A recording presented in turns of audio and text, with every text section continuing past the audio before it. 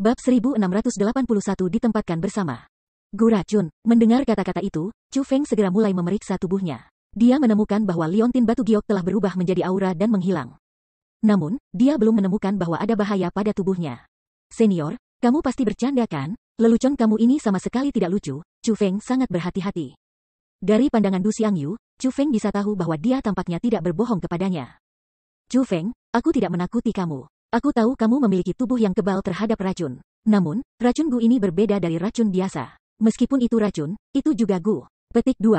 Jika kamu tidak percaya padaku, aku bisa mengajarimu segel tangan. Setelah melakukan segel tangan itu, kamu dapat memeriksa lagi dantian kamu. Pada saat itu, kamu akan dapat merasakan racun Gu. Saat Du Xiangyu berbicara, dia mulai menunjukkan segel tangan kepada Chu Feng. Chu Feng tidak ragu dan segera melakukan segel tangan sesuai dengan demonstrasi Du Xiangyu. Kemudian, dia pergi dan memeriksa dantiannya. Begitu dia memeriksa dantiannya, Chu Feng mulai mengerutkan kening dan matanya mulai bersinar. Dia terkejut menemukan bahwa ada benda aneh di dantiannya. Itu tidak sesederhana menjadi zat beracun. Alih-alih, itu adalah sesuatu yang memiliki sejumlah besar sifat merusak. Lebih jauh lagi, itu hidup. Saat ini, ia telah bersembunyi di dantian Chu Feng. Jika item ini bangun, itu akan dapat menghancurkan dantian Chu Feng. Tidak heran jika Du Xiangyu akan mengatakan bahwa kultivasi Chu Feng akan lumpuh jika dia tidak menyerahkan obat penawar. Haha, senior, aku, Chu Feng, benar-benar salah menilai kamu. Kamu benar-benar seseorang yang bertindak seperti seorang senior. Pada saat ini, Chu Feng tertawa dingin. Kemudian, kulitnya menjadi dingin, dan nadanya dipenuhi dengan ejekan. Dia menjadi marah. Meskipun Chu Feng telah waspada terhadap Du Xiangyu untuk memulai, dia tidak mengira dia akan sekian berbahaya ini.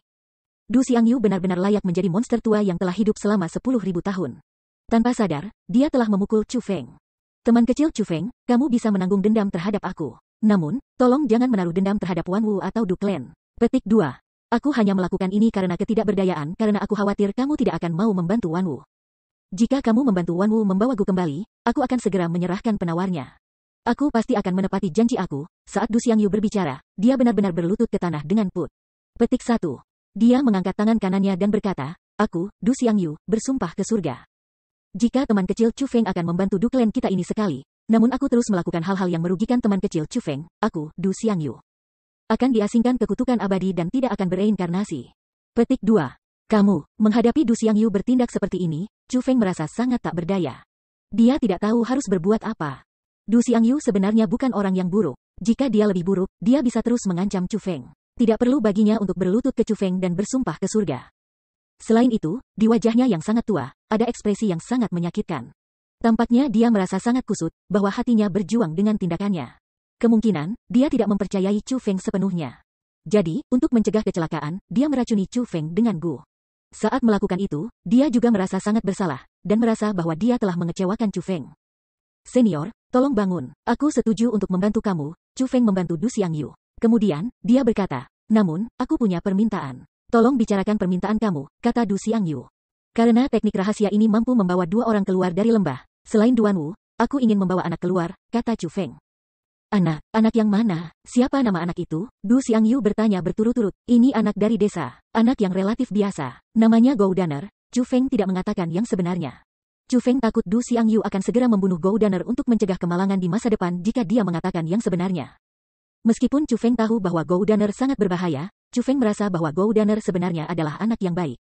Belum lagi bahwa Chu Feng tidak bisa memastikan apakah dia adalah zat beracun itu. Bahkan jika dia adalah zat beracun itu, Chu Feng merasa bahwa selama dia dipandu dengan benar, sangat mungkin bagi Gou Daner untuk berjalan di sana. Jalan kebenaran. Dengan demikian, Chu Feng hanya ingin membawa Gou Dan pergi dari sini, dan tidak berpikir untuk melenyapkannya. Ini baik saja. Bagaimanapun, teknik rahasia aku ini mampu membawa keluar 2 orang. Kamu dapat membawa siapapun yang ingin kamu bawa, kata Du Xiangyu. Kalau begitu, kapan kita berangkat untuk pergi? Tanya Chu Feng. Kami akan membuat beberapa persiapan dan pergi besok, kata Du Xiangyu. Baiklah, Chu Feng mengangguk. Setelah masalah ini diputuskan, Chu Feng tidak tinggal di sana. Sebaliknya, dia kembali ke desa. Dia ingin menghabiskan hari terakhir di lembah bersama penduduk desa. Yang mengejutkan Chu Feng, Duan Wu, yang telah memusuhi Chu Feng sepanjang waktu sebenarnya bersikeras melihatnya pergi. Selanjutnya, ketika mereka tiba di luar desa, Duan Wu berbicara kepada Chu Feng dengan sangat menyesal. Chu Feng, permintaan maaf aku. Aku benar-benar tidak pernah berharap untuk liontin batu giok yang Lady Xiangyu berikan padamu untuk menjadi racun Gu. Petik 2. Chu Feng benar-benar terkejut mendengar kata-kata itu. Itu karena Duan Wu tidak hanya mengucapkan kata-kata yang tidak terduga itu, dia juga memiliki ekspresi yang sangat minta maaf di wajahnya. Pada saat ini, Chu Feng tiba-tiba teringat bagaimana Duan Wu tidak pergi untuk meminjamkan Du Xiangyu lengan untuk mendukungnya ketika dia berlutut kepada Chu Feng untuk bersumpah ke surga. Itu tidak menyerupai cara Duan Wu bertindak sebelumnya. Saat ini, tindakan Duan Wu tampaknya menggambarkan kepada Chu Feng mengapa dia tidak pergi untuk menghentikan Du Xiangyu, seniornya yang sangat terhormat.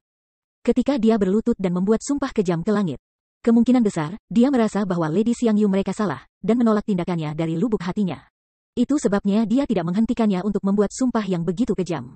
Tidak peduli apa, aku sangat terkejut mendengar kata-kata itu dari mulutmu, kata Chu Feng sambil tersenyum. Duklen kami berutang budi padamu dalam masalah ini. Di masa depan, aku akan membalas budi ini padamu. Setelah Duan Wu selesai mengatakan kata-kata itu, dia pergi. Melihat Duan Wu seperti itu, Chu Feng sedikit tersenyum. Meskipun Duan Wu memiliki kepribadian yang dingin dan ingin membunuh Chu Feng sebelumnya, itu hanya masalah sudut pandang mereka. Sebenarnya, Duan Wu adalah orang yang lugas dan emosional. Paling tidak, dia bukan individu yang licik dan licik. Jika memungkinkan, Chu Feng mungkin bisa berteman dengannya.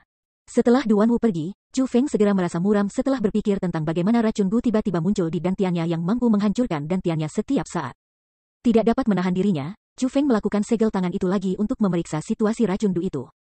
Namun, ketika dia memeriksa dantiannya kali ini, mata Chu Feng mulai bersinar karena terkejut.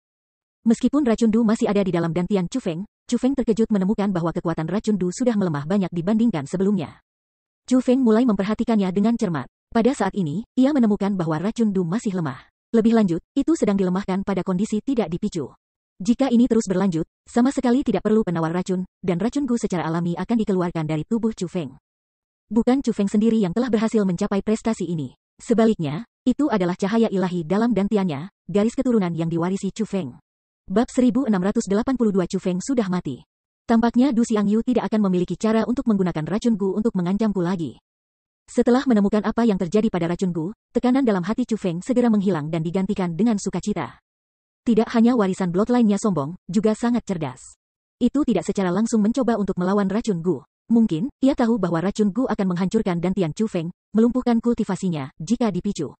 Dengan demikian, itu mulai melemahkan racun Gu tanpa mendeteksi.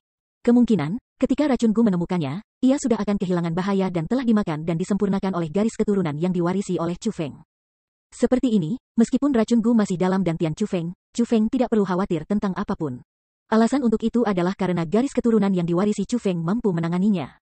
Meskipun kamu semua tidak berhati terhadapku, aku tidak berencana untuk bertindak tidak adil terhadap kalian semua. Aku telah berjanji bahwa aku akan membantu, jadi, aku pasti akan membantu sepanjang jalan, kata Chu Feng sambil melihat ke arah Du Clan. Meskipun Du Xiangyu telah meninggalkan racun Gu di dantian Chu Feng dan membuatnya sangat marah, Chu Feng merasa bahwa Du Xiangyu adalah individu yang menyedihkan. Jadi, Chu Feng memutuskan bahwa meskipun dia telah memukulnya, dia masih akan membantunya. Dia telah memutuskan untuk mengambilnya sebagai kompensasi untuk mendapatkan teknik mendalam abadi api mereka. Setelah itu, Chu Feng langsung tiba di rumah Goudan. Goudaner dan ayahnya sama-sama hadir di rumah mereka. Ya Tuhan, kamu sudah kembali. Kami benar-benar merindukanmu. Petik 2. Setelah melihat Chu Feng, sepasang ayah dan anak ini segera gembira. Ini terutama berlaku untuk Goudaner. Dia langsung melompat ke Chu Feng dan meraih pahanya. Kemudian, dengan cara yang sangat bersemangat, dia berkata, "Ya Tuhan, aku pernah mendengar bahwa kamu akan membawaku ke tanah suci bela diri. Ini benar-benar terlalu hebat, terlalu hebat. Aku akhirnya bisa pergi ke tanah suci martialisme dan melihat keindahan di sana." Petik 2. Ketika Chu Feng melihat betapa bersemangatnya Goudaner dan bagaimana ayahnya tersenyum bodoh di samping, Chu Feng tahu bahwa ayah Goudaner, mulut besar ini, telah menyebutkan apa yang dia katakan sebelumnya kepada Goudaner. Sungguh, ayah Goudan ini. Meskipun masalah ini belum ditentukan, dia sudah memberitahu Goudaner. Untungnya, ini ternyata bisa dilakukan. Lain, jika itu ditentukan tidak dapat dibatalkan, bagaimana mungkin Chu Feng menjelaskan hal ini kepada Goudaner? Goudaner, ini bukan sesuatu yang bisa kuputuskan. Apakah aku dapat membawa kamu ke tanah suci martialism atau tidak akan tergantung pada keputusan Du Clan, kata Chu Feng kepada Goudaner. Saat dia mengucapkan kata-kata itu, Chu Feng memperhatikan kondisi pikiran Goudan. Chu Feng sudah curiga bahwa Goudaner adalah zat beracun. Dengan demikian, dia sengaja menyebutkan Du Clan untuk membangkitkan kebencian Goudan.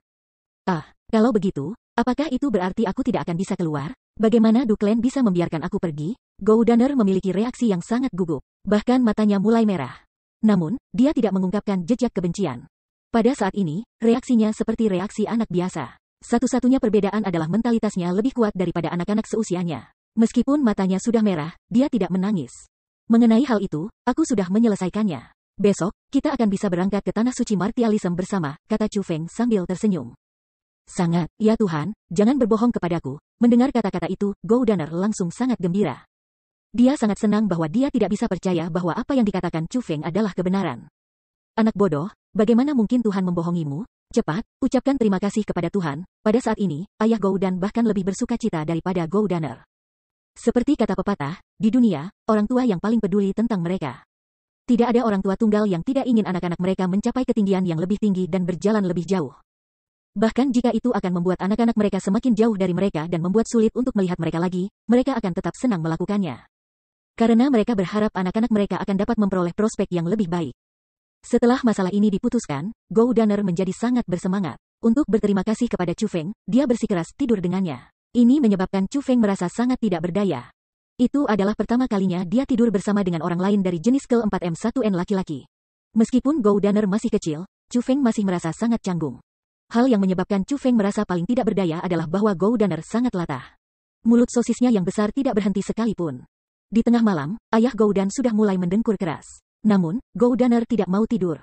Dia masih berbicara tanpa henti dengan Chu Feng. Tiba-tiba, Chu Feng bertanya, Gou Daner, mungkinkah kamu memiliki sesuatu yang kamu inginkan bantuan aku? Dia telah menemukan bahwa Gou Daner mengoceh tanpa henti. Jelas bahwa dia berbelit-belit dan memiliki sesuatu yang dia ingin bantuan Chu Feng. Dengan seberapa kuat persepsi Chu Feng, dia bahkan dapat melihat melalui cara yang dipikirkan oleh seniornya dari generasi yang lebih tua. Jadi, bagaimana mungkin dia tidak melihat melalui apa yang dipikirkan Gou Daner, seorang anak kecil? Hehe, Tuhan, kamu benar-benar luar biasa. Kamu hanya maha tahu, maha kuasa. Tidak ada yang bisa aku sembunyikan dari kamu. Petik 2. Memang, aku punya sesuatu yang aku harap bantuanmu. Tuhan, kamu harus membantuku. Hal ini menyangkut masa depan aku, tentu saja. Setelah Chu Feng mengucapkan kata-kata itu, Gou Daner mulai menggaruk kepalanya dan tersenyum malu-malu. Apa itu? Katakan saja langsung, kata Chu Feng. Hehe, aku telah mendengar dari ayah aku dan yang lainnya bahwa kamu adalah seorang roh dunia yang maha kuasa. Kalau begitu, bisakah kamu membantu aku mengubah penampilan aku dan membuat aku lebih tampan?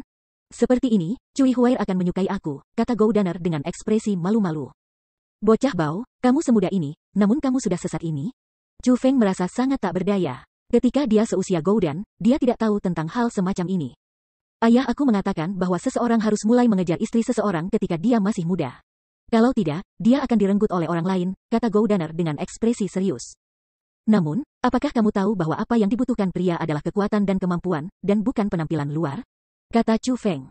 Ya, jadi, aku pasti akan berusaha keras untuk melatih. Namun, gadis kecil adalah individu yang dangkal. Mereka semua menyukai anak laki-laki yang lebih tampan. Jadi, Tuhan, tolong bantu aku. Kamu juga tidak ingin aku menghabiskan sisa hidup aku sendirian, bukan?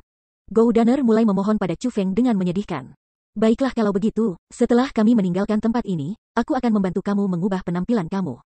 Jika kita harus melakukannya sekarang, aku khawatir ayahmu tidak akan mengenalimu setelah bangun, kata Chu Feng. Kalau begitu Tuhan, kamu pasti harus membantu aku, kata Gou Dan bersemangat. Chu Feng mengangguk. Hahaha, ini bagus. Tuhan adalah yang terbaik. Ayo, izinkan aku memberi kamu ciuman. Petik 2. Pergi dan cium ayahmu. Chu Feng mengangkat kepalanya dan menghentikan Gou Daner yang masuk, melemparkannya ke samping. Dia tidak ingin wajahnya ditutupi dengan air liur Gou Dan. Melihat Gou Daner bertindak sedemikian rupa, Chu Feng mulai bertanya-tanya apakah Gou Daner benar-benar zat beracun itu. Mungkinkah zat beracun itu sudah mati 10 tahun yang lalu, dan bahwa semua hal yang berkaitan dengan Gou Daner hanyalah kebetulan, bahwa Gou Daner sebenarnya bukan zat beracun? Namun, tidak peduli apa, Chu Feng sudah memutuskan untuk membawa Gou Daner ke Tanah Suci Martialism. Chu Feng telah memutuskan bahwa dia akan menjaga Gou Daner terlepas dari apakah Gou Daner adalah zat beracun atau tidak. Pada saat yang sama, di klan Nangong Imperial, adegan yang berbeda sedang terjadi. Nangong Beidou dan Immortal Alis Putih baru saja kembali dari luar, memimpin pasukan besar. Tempat mereka kembali adalah KTT Surgawi 10.000 miles. Tempat macam apa itu KTT Surgawi 10.000 miles? Itu adalah kediaman Immortal berambut salju. Alasan mengapa mereka telah mengerahkan kekuatan besar untuk pergi ke sana adalah agar mereka bisa menghilangkan Chu Feng. Karena fakta bahwa Chu Feng telah diselamatkan oleh Immortal berambut salju, mereka berpikir bahwa Immortal berambut salju adalah pendukung Chu Feng. Kekaisaran Nangong Imperial tidak berencana untuk membiarkan Chu Feng pergi.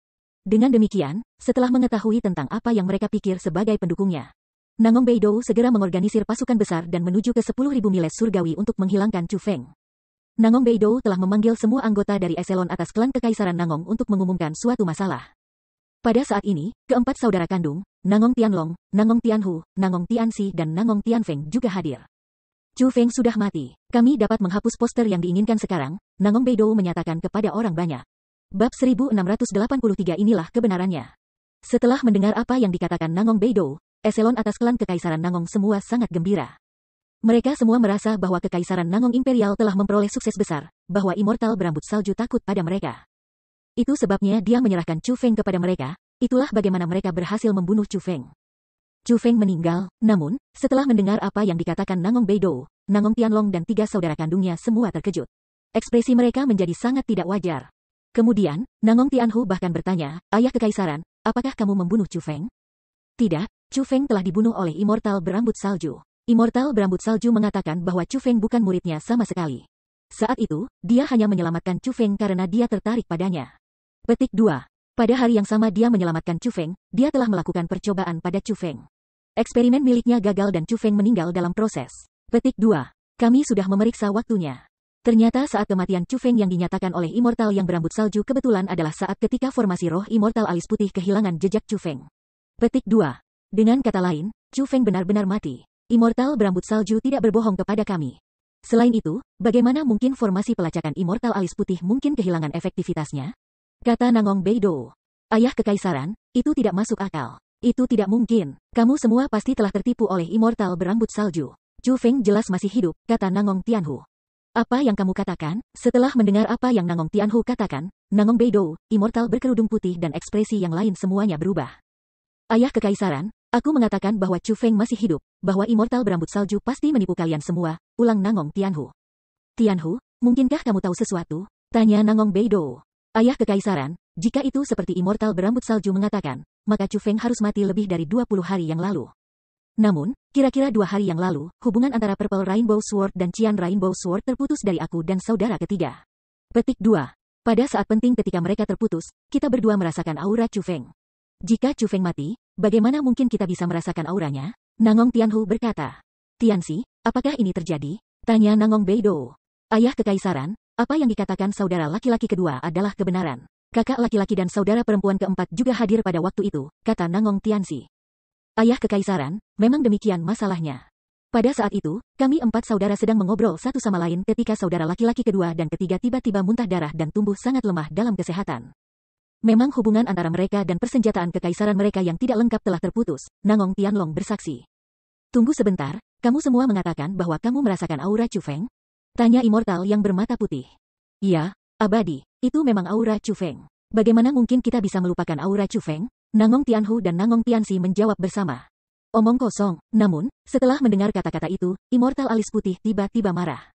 Dia menunjuk Nangong Tianhu dan Nangong Tianxi dan berkata, pembentukan rohku mampu melacak aura Chu Feng. Namun, tidak lama setelah Chu Feng diselamatkan oleh immortal berambut salju, formasi pelacakan aku kehilangan jejak Chu Feng. Pada saat yang sama, aura Chu Feng benar-benar menghilang. Petik 2. Hanya ada satu penjelasan untuk itu. Dan itu adalah bahwa Chu Feng sudah mati. Petik 2. Ketika aku pergi untuk menemukan immortal berambut salju, niat aku adalah untuk tidak menyerahkan Chu Feng. Hanya, aku ingin memverifikasi apakah Chu Feng sudah mati. Petik 2. Hasilnya sama dengan yang aku duga. Chu Feng telah meninggal. Lebih jauh lagi, waktu kematiannya sama dengan waktu yang aku harapkan. Petik 2.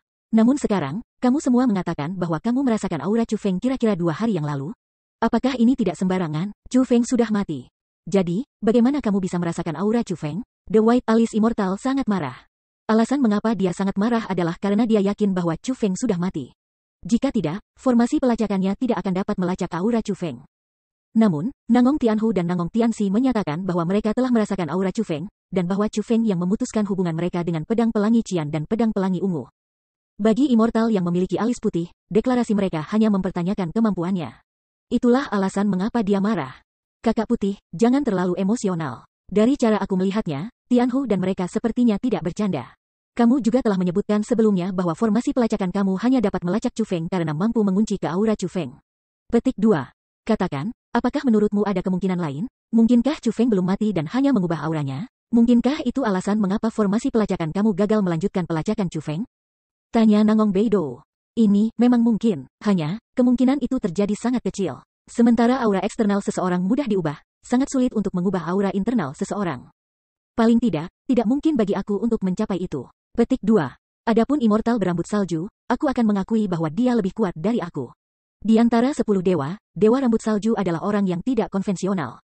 Meskipun teknik roh dunianya tidak konvensional, memang benar bahwa teknik roh dunianya sangat mendalam dan mampu mencapai hal-hal yang tidak mungkin dicapai oleh orang lain. Petik 2. Namun, jika kamu ingin mengatakan kepada aku bahwa dia bisa mengubah aura Chu Feng dalam waktu yang singkat, aku pasti tidak akan mempercayai kamu, kata immortal berkerut putih.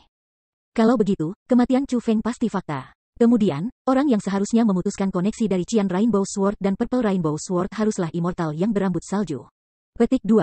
Tampaknya immortal berambut salju masih menipu kita. Nangong Beidou menghela nafas. Alasan untuk itu adalah karena mereka juga bertanya immortal berambut salju tentang pedang pelangi Qian dan pedang pelangi ungu dalam perjalanan mereka ke 10.000 miles surgawi. Namun, immortal berambut salju menyatakan bahwa dia belum menyentuh barang milik Chu Feng. Karena itu, dia sama sekali tidak mengetahui adanya Qian Rainbow Sword dan Purple Rainbow Sword. Terlebih lagi, bahkan jika dia tahu, dia tidak akan menginginkannya, karena dia tidak tertarik pada mereka. Namun, sekarang, koneksi yang dimiliki pedang pelangi Qian dan pedang pelangi ungu telah dimiliki dengan dua pangeran klan Nangong telah terputus. Ini menyebabkan Nangong Beidou merasa bahwa itu telah dilakukan oleh immortal berambut salju. Lord Clan Chief, Purple Rainbow Sword dan Qian Rainbow Sword adalah harta dari klan Imperial Nangong kami. Kita tidak bisa membiarkan mereka didapatkan oleh immortal berambut salju seperti ini. Haruskah kita pergi dan menuntut mereka kembali? Orang-orang dari Kekaisaran Nangong bertanya. Minta mereka kembali, itu akan menjadi satu hal jika demi menghilangkan Chu Feng bahwa kita melakukan ekspedisi melawan immortal berambut salju. Namun, jika itu untuk dua persenjataan kekaisaran yang tidak lengkap, yang terbaik adalah melupakannya. Petik 2. Immortal berambut salju bukanlah seseorang yang bisa kita anggap remeh. Itu tidak sepadan dengan upaya kita bagi kita untuk berperang melawan immortal yang berambut salju untuk dua persenjataan kekaisaran yang tidak lengkap, kata immortal yang memiliki alis putih. Lalu, immortal, apakah kita hanya melupakan pedang pelangi Qian dan pedang pelangi ungu? Tanya Nangong Beidou, kepala klan Nangong.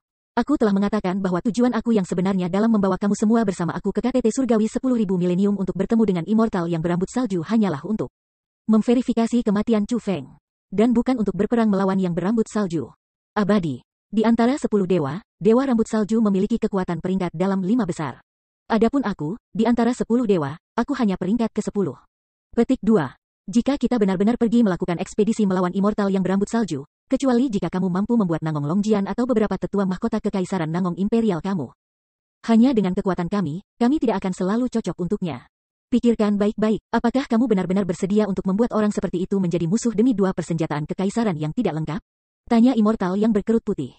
Bab 1684 Muncelot City 1. Apa yang dikatakan saudara White Bro masuk akal. Nangong Beidou mengangguk. Sebenarnya, dalam perjalanan mereka ke 10.000 miles surgawi, mereka bahkan belum berhasil bertemu dengan immortal berambut salju tatap muka. Immortal berambut salju hanya berbicara kepada mereka tanpa mengungkapkan dirinya. Selanjutnya, immortal berambut salju memiliki sikap yang sangat keji terhadap mereka. Sikap itu hanyalah sikap seseorang yang tidak menempatkan mereka di matanya. Nangong Beidou berhasil menjadi sadar pada waktu itu bahwa immortal yang berambut salju bukanlah seseorang yang mudah diremehkan. Bahkan, dia telah mendengar tentang berbagai tindakan yang telah dilakukan immortal berambut salju sebelumnya. Dia adalah wanita yang sangat gila. Meskipun dia dikenal sebagai salah satu dari 10 dewa, dia adalah karakter yang sangat kejam. Meskipun klan Nangong Kekaisaran telah ada untuk waktu yang sangat lama dan memiliki latar belakang yang sangat dalam, ketenaran 10 dewa untuk memerangi kecakapan tidak berdasar. Semuanya adalah keberadaan yang tidak mudah diremehkan. Nangong Beidou juga tidak ingin memulai perang dengan immortal berambut salju. Itulah alasan mengapa dia meminta pendapat immortal berkerut putih. Itu semua agar dia bisa menemukan jalan keluar dari situasi yang sulit ini, menemukan alasan untuk tidak memulai perang melawan immortal yang berambut salju abadi. Kami tidak menanyai kamu, hanya, kami benar-benar merasakan aura Chu Feng saat itu. Mengapa persisnya itu terjadi? Nangong Tianhu bertanya dengan takut-takut. Dia benar-benar takut bahwa immortal alis putih akan marah. Namun, dia sangat ingin tahu mengapa dia merasakan aura Chu Feng. Mengapa? Bukankah sudah jelas? Petik 2. Kamu dan Qian Rainbow Sword dan Purple Rainbow Sword kakakmu telah direnggut oleh Chu Feng. Jadi, rasa takut pada Chu Feng telah tumbuh di hatimu. Kalian berdua khawatir tentang Chu Feng benar-benar merampas pedang pelangi Qian dan pedang pelangi ungu sepanjang waktu. Petik 2. Jadi, ketika koneksi antara Qian Rainbow Sword dan Purple Rainbow Sword terputus dari kalian berdua memiliki persepsi salah bahwa Chu Feng yang memutuskan koneksi. Namun, itu tidak lebih dari kesalahan persepsi, kata immortal yang memiliki alis putih. Tianhu, Tianxi, sebagai laki-laki kalian berdua tidak perlu repot dengan masalah sepele. Kamu berdua harus cepat-cepat keluar dari bayangan Chu Feng. Jika tidak, bagaimana kamu bisa mencapai kebesaran di masa depan? Nangong Beidou berkata. Ya, Nangong Tianhu dan Nangong Tianxi mengangguk. Mereka tidak berani menentang apa yang dikatakan Bapak Kekaisaran mereka. Setelah itu, Nangong Beidou mulai mendiskusikan beberapa masalah dengan yang lainnya, dan mengumumkan bahwa mereka akan mengeluarkan poster buronan untuk Chu Feng. Setelah diskusi selesai, Immortal Alis Putih dan sisanya pergi. Namun, Nangong Beidou menyuruh keempat anaknya tetap tinggal. Setelah Immortal berkabut putih pergi, Nangong Tianlong bertanya, Ayah Kekaisaran, apakah Chu Feng benar-benar mati? Dia seharusnya, bahwa Chu Feng benar-benar disayangkan bertemu Immortal berambut salju. Dia adalah penyihir paling kejam dan tanpa ampun di antara 10 dewa. Setelah mengucapkan kata-kata itu, Nangong Beidou tersenyum. Jelas, dia sangat senang mengetahui bahwa Chu Feng telah meninggal. Tapi, Bapak Kekaisaran, jika apa yang Immortal berambut salju katakan adalah kebenaran, bukankah itu berarti bahwa pendukung Chu Feng belum muncul? Dengan Chu Feng mati, orang itu pasti akan menyerang klan Kekaisaran Nangong kami. Kita tidak bisa menurunkan penjagaan kita, kata Nangong Tianlong. Tianlong, kamu memang sudah dewasa. Sekarang, cara berpikir kamu sangat menyeluruh. Petik 2. Aku sudah memikirkan hal-hal itu. Klan Kekaisaran Nangong kami mengeluarkan poster buronan Chu Feng karena kami tidak takut padanya. Petik 2. Jadi, jika orang di belakangnya berani datang ke rumah kami, itu akan lebih baik. Kami akan dapat menghilangkan masalah di masa depan. Petik 2. Namun, seperti kata pepatah, mudah untuk menghindari tombak di tempat terbuka, tetapi sulit untuk menghindari tusukan dalam gelap. Yang paling aku takuti bukanlah musuh terbuka, melainkan musuh bayangan yang akan menyerang kita dengan trik kotor. Petik 2. Untuk mencegah itu, aku akan menyebarkan berita agar semua orang tahu bahwa Immortal berambut salju yang membunuh Chu Feng. Jadi, jika memang ada seseorang di belakang Chu Feng, orang itu kemungkinan akan mencari Immortal berambut salju terlebih dahulu. Bagaimanapun, itu adalah kebenaran bahwa Immortal berambut salju membunuh Chu Feng, kata Nangong Beidou. Saat Sandpiper berkelahi dengan kerang, nelayan menangkap keduanya. Ayah Kekaisaran benar-benar bijaksana. Setelah mendengar kata-kata itu, Nangong Tianlong dan yang lainnya mulai mengungkapkan kekaguman mereka. Hanya, Ayah Kekaisaran, aura yang kami rasakan benar-benar bukan persepsi salah. Kami merasakan aura itu dengan pasti. Jika kamu tidak percaya, pergi dan tanyakan saudara ketiga, kata Nangong Tianhu. Ayah Kekaisaran, apa yang dikatakan saudara kedua adalah kebenaran. Nangong Tianxi juga mengatakan dengan ekspresi penuh tekad. Tianhu, Tianxi, lupakan masalah ini. Bahkan jika apa yang kalian berdua rasakan adalah nyata, itu tidak selalu berarti bahwa Chu Feng belum mati. Mungkin Immortal berambut salju sengaja melepaskan aura Chu Feng sebelum memutuskan koneksi untuk bermain dengan kami. Petik 2. Hal ini diselesaikan. Jangan memikirkannya lagi. Kamu berempat telah tinggal di klan untuk beberapa waktu sekarang. Sekarang Chu Feng telah mati, aku akan membiarkan kalian semua keluar.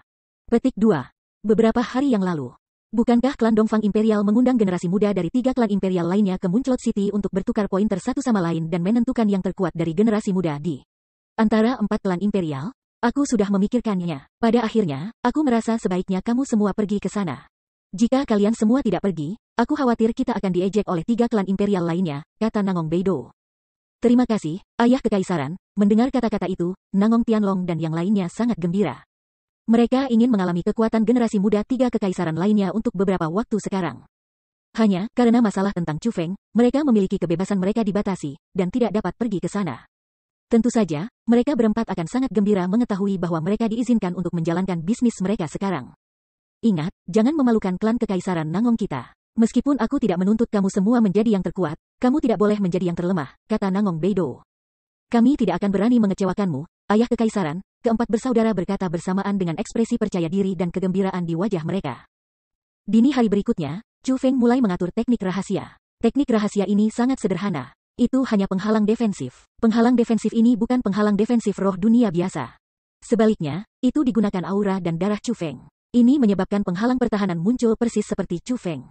Dalam istilah yang lebih sederhana, penghalang pertahanan ini adalah Chu Feng yang gemuk. Ketika Gou Danner dan Duan Wu memasuki penghalang pertahanan ini, itu akan sama dengan mereka memasuki tubuh Chu Feng, menyatu dengannya dan berbagi kekebalan terhadap racun yang dimiliki tubuhnya. Tentu, mereka akan bisa melewati formasi kabut racun seperti ini. Namun, ini hanya secara teori. Chu Feng tidak benar-benar yakin bahwa dia akan bisa membawa Duan Wu dan Gou Dan keluar bersamanya. Dengan demikian, Chu Feng sudah membuat persiapan jika terjadi kecelakaan. Dia akan segera membawa mereka berdua kembali. Tidak peduli apa, dia tidak akan membiarkan mereka berdua kehilangan hidup dengan sia-sia. Apakah kalian berdua siap? Ini masalah hidup atau mati. Chu Feng memandang Duan Wu dan Gou Danner, 2 orang yang berada di penghalang pertahanan bersamanya. Ayo pergi, kata Duan Wu. Meskipun Duan Wu adalah orang yang tidak komunikatif, matanya mengungkapkan kegembiraan yang samar. Tampaknya dia ingin pergi melihat tanah suci martialisme juga. Hehe, aku tidak takut mati. Bahkan jika aku harus mati, aku masih harus melihat tanah suci martialisme. Gou Danner memiliki ekspresi acuh tak acuh. Dia tidak sabar untuk pergi. Baiklah, kita akan berangkat kalau begitu. Wos. Tiba-tiba, langkah Chu Feng mulai bergerak. Seperti meteor terbalik, dia dengan eksplosif menembak ke arah langit, ke arah awan racun yang melonjak. Pada saat ini, terlepas dari apakah mereka mungkin penduduk desa atau orang-orang dari Du Clan, mereka semua sangat gugup. Tak satu pun dari mereka berharap terjadi kecelakaan. Chu Feng, Du Wanwu dan Gou Daner melonjak ke langit dengan kecepatan yang sangat cepat. Segera, mereka telah melewati lapisan kabut racun dan mencapai bagian luar lantai lembah. Sepertinya kita telah berhasil, melihat langit biru gelap dan juga awan di langit, Chu Feng menghela nafas lega. Kemudian, dia berkata kepada Du Wanwu, tahukah kamu ke arah mana Gunung Lima Racun dengan Gu berada? Munclot City, apakah kamu tahu itu? Gunung Lima Racun terletak sangat dekat dengan kota Munclot. Kami hanya perlu melanjutkan menuju arah kota Munclot, kata Du Wanwu. Bab 1685 melanjutkan menuju Gunung Lima Racun. Aku tidak, Chu Feng menggelengkan kepalanya setelah mendengar apa yang dikatakan Du Wanwu. Kamu bahkan tidak tahu di mana Munclot City berada? Apakah kamu bukan seseorang dari Tanah Suci Martialism? Du Wanwu memandang Chu Feng dengan jijik. Siapa yang mengatakan bahwa semua orang dari Tanah Suci Martialisme harus tahu di mana Munclot City berada? Lebih jauh lagi, bukankah kamu juga seseorang dari Tanah Suci Martialism? Bukankah lembah iblis racun itu terletak di Tanah Suci Martialisme? Petik 2. Jika kita menilai hal-hal seperti itu, kalian semua yang tinggal di Poison Demons Valley adalah orang-orang dari Tanah Suci Martialisme. Chu Feng melirik Du Wanwu dengan tajam. Du Wanwu bukan seseorang yang gemar berbicara. Jadi, bagaimana mungkin dia bisa menang melawan Chu Feng dalam argumen? Oleh karena itu, dia mengambil peta dan menyerahkannya kepada Chu Feng. Ini peta, lihat itu. Kamu harus memberi aku peta itu untuk memulai. Setelah Chu Feng menerima peta, dia mulai dengan hati-hati melihatnya. Kemudian, dengan pikiran, penampilannya mulai berubah. Meskipun dia masih memiliki penampilan seseorang di awal usia 20-an, penampilannya benar-benar berbeda dari sebelumnya. Pada saat ini, Chu Feng tampak sangat biasa. Dia memiliki penampilan seseorang yang tidak akan menarik perhatian orang lain jika dia berdiri di tengah orang banyak. Ada satu hal yang harus aku beritahu kalian berdua. Ada beberapa dendam antara aku, klan Kekaisaran Nangong dan klan Kekaisaran Beitang. Jadi, aku harus mengubah penampilan aku agar mereka tidak menemukan aku. Petik 2. Jika kalian berdua tidak ingin terlibat dengan aku, jangan memanggil aku dengan nama aku. Lain, jika musuh aku menemukan ini, kalian berdua mungkin kurang beruntung juga, Chu Feng memperingatkan. Mengerti, Du Wanwu mengangguk. Ya Tuhan, aku juga ingin mengubah penampilanku. Tolong bantu aku mengubah penampilan aku, kata Gou Daner. Kenapa mengubah penampilanmu? Kamu tidak memiliki musuh, bukan? Tanya Chu Feng. Aku ingin mengubah penampilan aku menjadi seorang lelaki tampan yang mampu menyebabkan banyak perempuan jatuh cinta pada aku. Ketika dia mengucapkan kata-kata itu, wajah Gou Daner menjadi agak merah. Oh kamu, pada saat ini, Chu Feng menyadari bahwa Gou Daner mengingatkannya tentang hal yang dia janjikan padanya. Chu Feng tidak ragu. Dia segera mengaktifkan teknik roh dunianya. Dalam sekejap mata, Gou Dan yang sangat jelek berubah menjadi bocah lelaki yang begitu tampan sehingga tidak ada kesalahan yang bisa ditemukan. Wajah yang adil itu, mata besar itu, udara yang menawan. Dia sama sekali tidak menyerupai anak laki-laki. Sebaliknya, penampilannya lebih seperti penampilan seorang gadis muda. Coba lihat, apakah kamu puas? Chu Feng dengan santai membentuk cermin dan menyerahkannya kepada Gou Daner sehingga ia bisa melihat penampilannya saat ini. Wow, aku sangat tampan sehingga bahkan aku bisa jatuh cinta pada aku. Setelah Gou Dan melihat penampilannya saat ini, ia bertindak seolah-olah ia mabuk. Dia pasti puas, dan tidak bisa lebih puas. Pada saat ini, Gou Daner bergumam tanpa henti, surga, bagaimana aku bisa setampan ini? Bagaimana orang lain bisa hidup dengan betapa tampannya aku? Petik 2. Gou Dan bertindak sangat narsis. Seolah-olah dia berpikir bahwa dia secara alami ini tampan dan benar-benar lupa tentang betapa jeleknya dia sebelumnya. Chu Feng merasa sedikit tidak berdaya. Anak ini sudah sangat berbahaya pada usia muda. Ketika dia dewasa, bukankah dia akan menjadi cabul besar? Berapa banyak gadis yang akhirnya dimainkan olehnya? Apa yang telah dilakukan Chu Feng untuk Gou Daner sama dengan membantu seorang tiran mendapatkan kekuatan untuk penindasan di masa depan.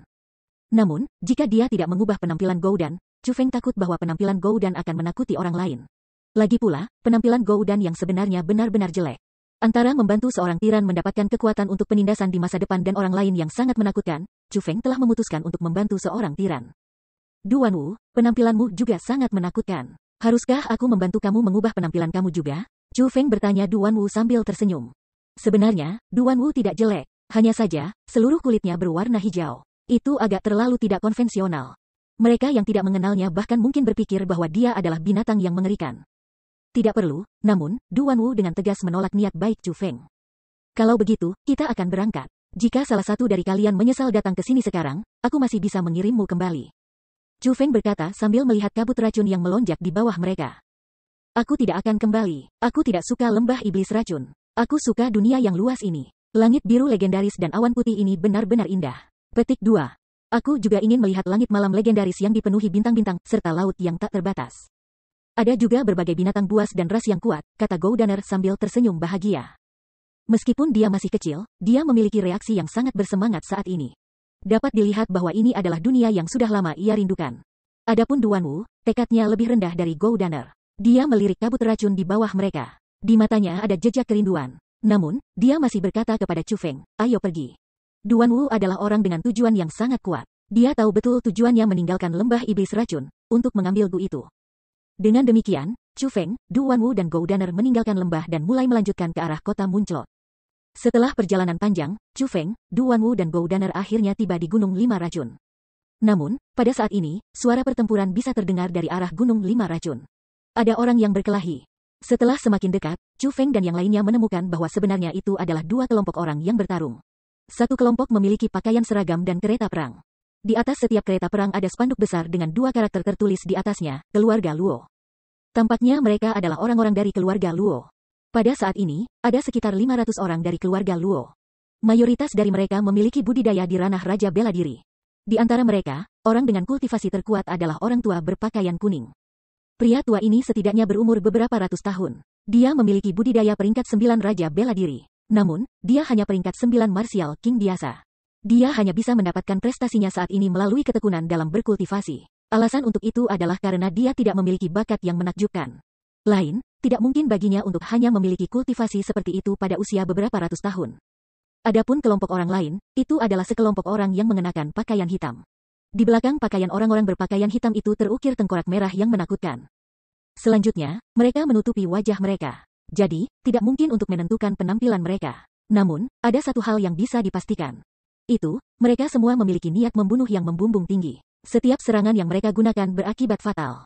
Jumlah individu berpakaian hitam jauh lebih sedikit daripada orang-orang dari keluarga Luo, hanya ada total 36 orang. Namun, mereka semua sangat kuat. Mayoritas dari mereka adalah peringkat 6 Martial Kings atau lebih tinggi. Di antara mereka, 3 bahkan peringkat 9 Martial Kings. Pada saat ini, ketiga peringkat 9 Martial Kings itu mengepung dan menyerang orang tua itu. Pada saat ini, pria tua berpakaian kuning itu sudah dalam posisi yang tidak menguntungkan. Adapun sisa orang-orang dari keluarga Luo, mereka bahkan lebih menyedihkan. Dari lebih 500 orang yang ada di sana pada awalnya, lebih dari 300 sudah meninggal. Hanya sedikit lebih dari 200 orang yang masih hidup. Jika orang tua berpakaian kuning itu dikalahkan, mereka pasti akan terhapus sepenuhnya. Klan Luo memiliki wanita dan anak-anak. Kita tidak bisa duduk dan menonton tanpa melakukan apa-apa. Setelah melihat situasi yang dihadapi, Chu Feng berencana untuk bertindak. Alasan untuk itu adalah karena dia berhasil memberitahu bahwa sekelompok individu berpakaian hitam telah menyergap orang-orang dari keluarga Luo. Ada banyak kekuatan di tanah suci martialism.